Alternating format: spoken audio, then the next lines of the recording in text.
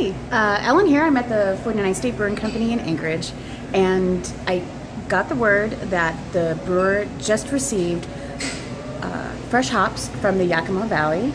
They were picked yesterday, so we're gonna go check it out.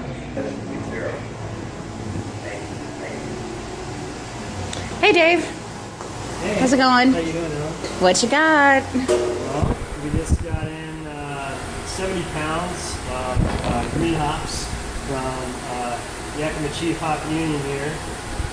These are all Citra wet hop. You hear the term green hop, wet hop, fresh hop. Yeah. Used interchangeably, but it all means the same thing. That's the term for hops that are picked fresh off the vine and not dried or kilned to preserve them. So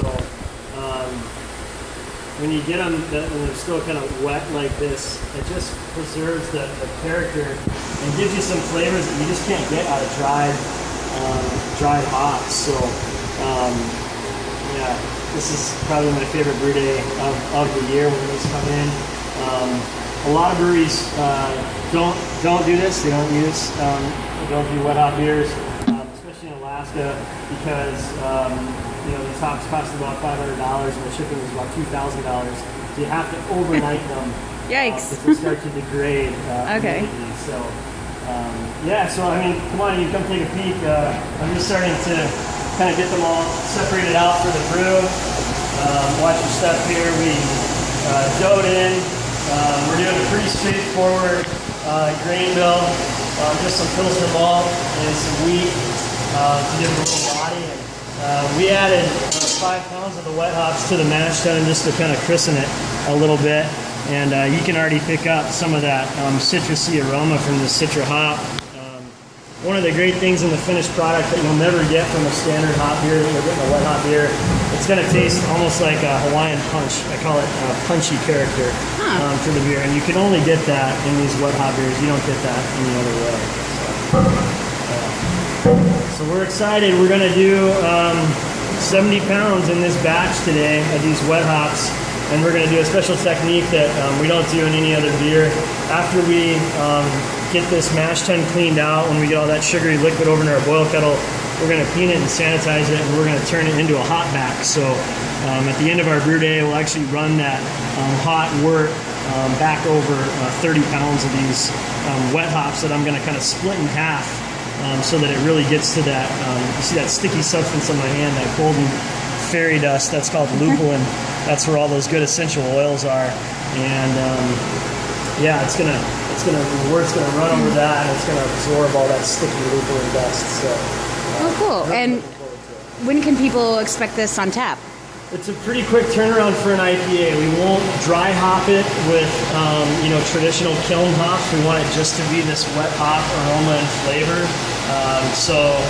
It'll ferment out in about 7 days. We'll crash it and transfer it straight over unfiltered to preserve all that hoppy essence.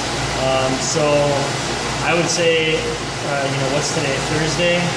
It might be a little too quick to say next Friday, but perhaps the week after that.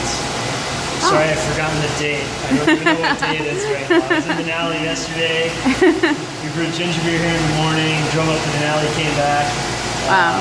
So I would say not not next weekend, but sometime later the week after. Okay, well, sounds good. Thanks so much for the information. Thanks. Cheers.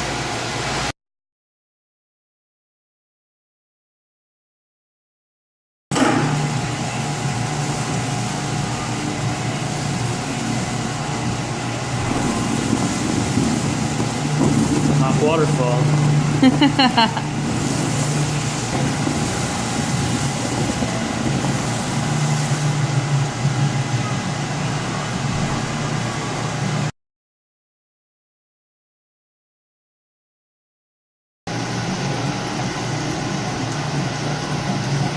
So what are we doing here?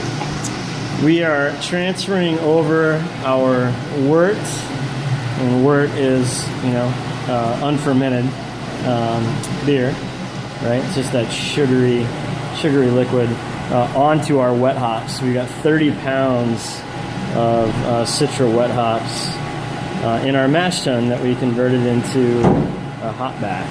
So yeah, so we're going to transfer our entire batch over onto these wet hops and let them absorb all that kind of yummy lupulin from these wet hops. Yeah, we'll let them kind of stew on there for about 30 minutes. We'll pick up all that flavor and aroma. And then we'll send it to the fermenter for the yeast to start doing their work and turn the wort into beer.